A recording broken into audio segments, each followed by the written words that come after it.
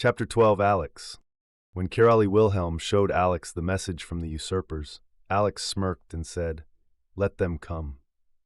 Every move their opponent made provided an opportunity. Alex didn't yet know how, but Abraham inviting himself to their conclave to make some overreaching demand would be no different. A calculated advantage would come to him. It always did. And as they waited for the usurpers' arrival, they would proceed with their processional. The collective had flooded the capital city of Comensanta in preparation for the great victory feast and parade. Alex would not let them down. After all, was an accomplishment even accomplished without celebration? Kirali Wilhelm rode his Batalla Strutto through the streets of Comencanta, Alex and Richter flanking him. As they flowed through the crowd like a great river between even greater banks, Alex listened to the roaring crowd. It was impossible to tell who received more admiration, although, to Alex's ears, the high-pitched squeals of Alex outnumbered those shouts of Kirali. On the balconies, even the potted plants seemed to bow. Behind the trio, Thorn Blackwood hobbled, his wrists still tied in the now filthy rope which once held the colors of his kingdom, Forgotten Forest. They had marched the proud, stubborn, conquered ruler through small towns, allowed the more primitive of their collective to throw trash and dung at him. But here in Comencanta, the savvy citizens only screamed, "Welcome to the collective." As they approached the center arches, a symbol rebuilt after the annexation of Forgotten Forest, to remind the collective of the glory they once held. Alex's idea, of course, the swell of the crowd became deafening. Like a storm, Alex could no longer pick out individual droplets or even see individual lightning strikes. The crowd was one single, jubilant, thunderous entity. An adoration so relentless, so vast, and so unencumbered, every soul fed on the energy from those around it as it grew and grew. On the opposite side of the arch, the map of the collective spread out under the feet of their Batalla Strutto. The crowd surrounded the map, held back by a thin rope. Disciplined, obedient, Alex thought. As Wilhelm dismounted, he turned to take hold of the rope holding Blackwood. As Alex dismounted, he bent down to pick up the torch awaiting him. Closest to the edge of the parameter, little children smiled, their eyes wide with wonder, waiting. Alex thought about their future. They would grow up in a completely different world order. When the Kirali lay on his deathbed, they would be the ones carrying future flags over thousands of paces of fields, mountain passes, and grains of sands from these forests to the shores of both seas. Alex strode to the center of the map.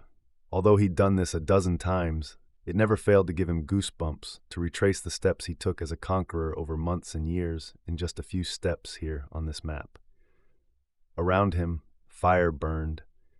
In every kingdom they had conquered, a bowl of fire sat representing the burning embers they'd collected. Individual sticks, when brought together, can light one hell of a fire, he'd said in a speech once. Lighting his torch from the center, from the sparks of Comencanta, he walked north, side by side with Kirali Wilhelm. There, they lit the bowl of the Forgotten Forest. No words, no speeches, the ritual spoke for itself. Then, laying the rope on top of the fire, the crowd watched silently as the flames licked their way up the rope. Blackwood did not cower nor squirm. He stood as upright as his broken body would allow, glaring his one good eye at Alex. When the flames of the collective had surrounded him, Blackwood's knees finally buckled and he fell into a heap. As Alex listened for even a last groan, he thought, "You stubborn old bastard. You believed you're bigger than the collective." There was no greater sin in Alex's mind. But from the ashes of their treacherous leader, the Forgotten Forest would be reborn. Every municipality had held a lottery to decide who would attend the victory feast. In the great hall, Alex relished the gathering of upper-crust elites, side by side with commoners, who, despite their attempts to arrive in their best, weren't fooling anyone. But the collective wasn't a caste system. Hard work, loyalty, and even imagination were rewarded in this, their new world. Alex would ensure their updated constitution made these values clear. Striding through the crowd, each person seemed hell-bent on accosting him, sneaking a touch of his arm, kissing his hand. He willingly received all the physical adoration people could not bestow on Kirali Wilhelm or Richter. Richter would have taken 100 hands in the time Alex made it a few steps into the hall. "My collective," bellowed Kiraly Wilhelm finally. Everybody in the room snapped to attention and faced him. On the other side of the hall from Alex, the Kiraly stood behind his head table, his young Kirilla, Elizabeth, at his side. "We don't eat until Alexander the Great is at my table." The crowd thawed, leaving a path toward the head table. As Alex passed, wafts of every territory he'd conquered blended together.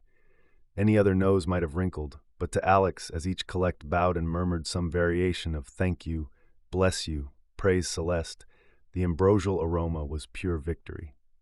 Finally, at the head table, his eyes locked onto his wife Ruel, one empty chair away from Kiraly Wilhelm.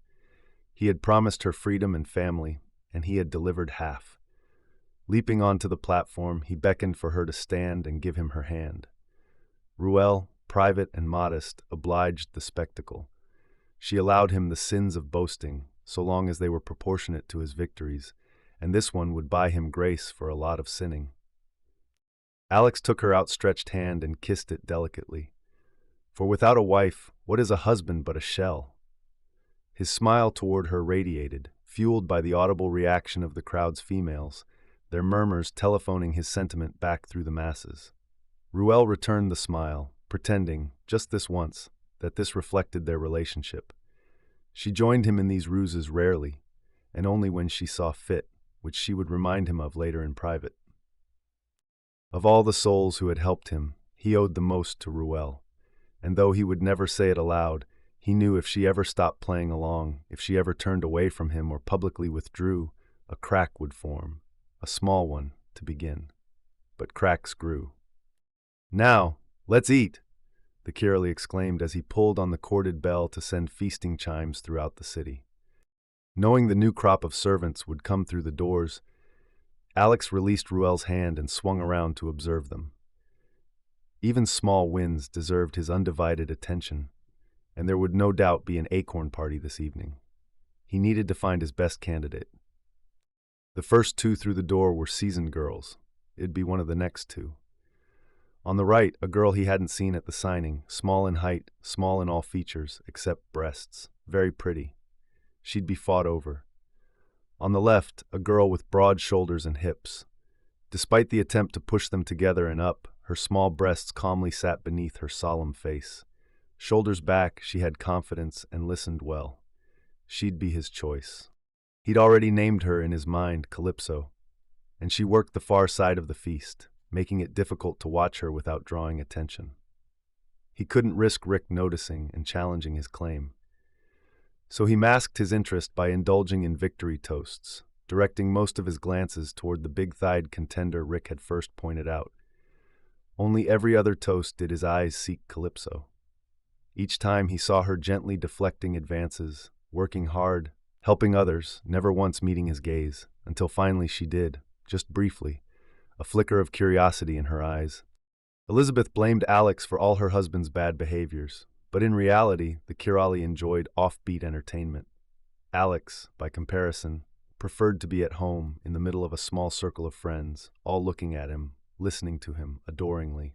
Still, Kiraly was the boss, and if he wanted an Acorn Party, they'd throw an Acorn Party. Acorn parties were never discussed outside collective basements and brothels. Speaking of them outside those parameters, or worse, hinting of them to a noble, was enough to warrant severe punishment up to and including death without a trial.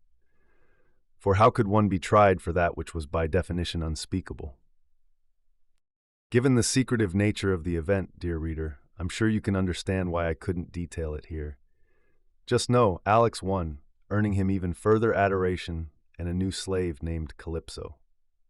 Over the sound of vibrators, cheers, and subdued moans, Kiraly Wilhelm exclaimed, "I should have known! Alex, my boy, you haven't lost anything since the day I convinced you to be my bondsman." Alex replied with a smile and a tilt of his glass toward the Kiraly as he thought, "Poor, simple Wilhelm." Turning to toast his victory with Richter, her face wore an expression Alex knew well, one of appreciation to have played with the best. Richter had ended up with the thickly thighed contestant and thus dead last in the competition. "The Kiraly won you as a bondsman like I won my servant," she whispered wisely. Alex raised his eyebrows and smiled a devilish grin he only unveiled on rare occasion with his most trusted allies. It no doubt had been a good day, but they still had more conquering to do. Soon the usurpers would arrive and attempt to ruin everything they'd worked toward. And that sort of defeat would never happen while they had collective breath in their lungs.